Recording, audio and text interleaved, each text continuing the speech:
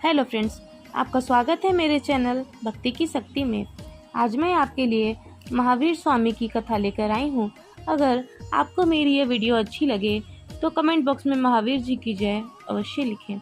जम्बूद्वीप के भारत देश के मगध क्षेत्र में कुंडलपुर नाम का एक नगर था, जहाँ महाराज सिद्धार्थ का शासन था। वे सूरवीर होने के साथ साथ बहुत गंभीर और दयालु थे। उनकी मुख्य रानी का नाम था प्रियकारिणी, जिन्हें हम त्रिशला के नाम से भी जानते हैं। एक समय की बात है, महाराज सिद्धार्थ के घर प्रतिदिन रत्नों की वर्षा होने लगी। अनेक देवियां आकर माता त्रिशला की सेवा करने लगी और यह सब देखकर महाराज को यह विश्वास हो गया कि हमारे नागवंश में किसी प्रभावशाली महापुरुष का जन्म होने वाला है। आषाढ़ शुक्ल षष्ठी के दिन रानी त्रिशला ने 16 स्वप्न देखे और स्वप्न देखने के बाद अपने मुंह में प्रवेश करते हुए एक हाथी को देखा। उसी समय स्वर्ग के स्वामी इंद्र ने अपने विमान को छोड़कर रानी त्रिशला माँ के घर में प्रवेश किया। सुबह होते ही रानी ने महाराज सिद्धार्थ से उन स्वप्नों का फल पूछा। तब महाराज ने अपने ज्ञान से विचार कर बोले कि हे प्रिय, तुम्हारे गर्भ से 9 महीने बाद एक तीर्थंकर पुत्र का जन्म होगा। वह सारे संसार का कल्याण करेगा और लोगों को आत्महित में लगाएगा। राजा सिद्धार्थ की यह वचन सुनकर माता त्रिशला हर्ष के मारे फूली न समाई और उसी समय चारों निकाय के देवों ने आकर भावी तीर्थंकर महावीर के गर्भ कल्याण का उत्सव मनाया और माता पिता का उचित सत्कार भी किया। गर्भ के 9वें महीने के बाद चैत्र शुक्ल त्रयोदशी के दिन उत्तरा फाल्गुनी नक्षत्र में प्रातःकाल त्रिशला माँ के गर्भ से बालक वर्धमान का जन्म हुआ। उस समय अनेक शुभ शगुन हुए। चारों निकाय के देवों ने आकर जन्मोत्सव मनाया। उस दिन इंद्रदेव ने बालक वर्धमान को मेरु पर्वत पर ले जाकर अति भक्तिवश जन्माभिषेक किया और वहां नृत्य आदि कार्यक्रम किए। देवराज ने उस बालक का नामकरण वर्धमान किया।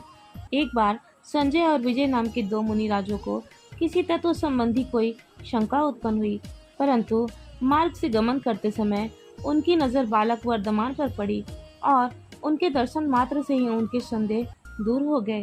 इसलिए उन्होंने बड़ी भक्ति से कहा कि यह बालक सन्मति तीर्थंकर होने वाला है, अर्थात उन्होंने उनका नाम सन्मति रखा। जैसे जैसे बालक वर्धमान बड़े होने लगे, वे और मनमोहक होने लगे। जो भी उन्हें देखता उनका मन प्रसन्न हो जाता था। कम समय में ही बालक वर्धमान को सारी विधाएं अपने आप ही प्राप्त हो गईं। विद्वान होने के साथ साथ शूरता, वीरता और साहस में भी वे प्रसिद्ध होने लगे। एक दिन देवराज इंद्र की सभा में यह चर्चा हो रही थी कि इस समय सबसे अधिक सूरवीर श्री वर्धमान स्वामी ही हैं। यह सुनकर एक संगम नामक देव उनकी परीक्षा लेने आते हैं। उन्होंने देखा कि बालक वर्धमान के साथ अन्य देव बालक का रूप धारण कर उनके साथ क्रीड़ा कर रहे हैं। यह देख संगम देव उन्हें डराने की इच्छा से एक बड़े सांप का रूप धारण करके आए और वे वृक्ष के चारों ओर लिपट गए, जिसे देख अन्य सभी बालक इधर उधर भाग गए। परंतु बालक वर्धमान ने बड़ी वीरता से उस नाग का सामना किया। उन्होंने उस महाभयानक सर्प को बड़े आराम से उठाकर दूसरी ओर फेंक दिया। तब संगम देव अपने वास्तविक रूप में आए और वर्धमान के बल एवं धैर्य की बारंबार प्रशंसा करते हुए उनका नाम वीर रखा। इस तरह बालक वर्धमान का नाम वीर पड़ा। एक बार एक हाथी पागल हो गया और वह चारों ओर तोड़फोड़ करने लगा। सभी लोग भयभीत होकर इधर उधर भागने लगे, परंतु जैसे ही बालक वर्धमान हाथी के सामने आए, वह हाथी स्वयं ही शांत हो गया। उनकी इस वीरता के कारण उनका नाम अतिवीर पड़ा। वे धीरे धीरे बड़े हो रहे थे और वे 30 वर्ष के हो गए थे। वे पूर्णतः गंभीर और राज्य कार्य संभालने लायक हो गए थे। तब उनके पिताजी ने उनसे कुछ संवाद किया। उनके पिताजी बोले, हे पुत्र, अब तुम राज्य कार्य संभालने लायक हो गए हो। मैं तुम्हारा विवाह करवाकर तुम्हें राज्य सौंप दूंगा और मैं दीक्षा लेना चाहता हूँ, अतः अब यह राज तुम संभालो। तब वर्धमान एकदम से गंभीर हो जाते हैं और कहते हैं, पिताजी माफ कीजिए, परंतु आपकी इस आज्ञा का पालन मुझसे न हो सकेगा। मेरी कुल आयु 72 वर्ष की है, जिसमें से आज 30 वर्ष व्यतीत हो चुके हैं। मैं शेष जीवन स्वरूप गुप्त होकर बिताना चाहता हूँ। पिताजी के अनेक हठों के बाद भी वह नहीं मानते हैं और कहते हैं, अब मुझे आज्ञा दीजिए जिससे मैं दीक्षा लेकर आत्म साधना कर सकूं। जब पिता पुत्र का यह संवाद रानी त्रिशला के कानों में पड़ता है तो वह पुत्र मोह से व्याकुल हो उठती है और कहती हैं, मेरे लाल, तू शादी क्यों नहीं करते?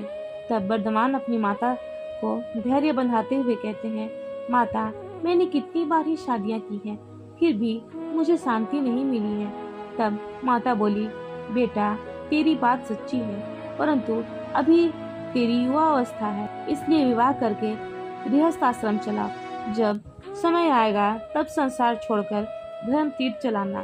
तुमसे पहले ऋषभ आदि तीर्थंकर हुए, उन्होंने ऐसा ही किया था।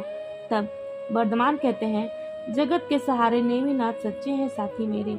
मूक प्राणियों के रुदन मुझे बुला रहे हैं। मैं आत्मा का पुजारी बनकर कर्मों की जंजीर को तोड़ूंगा।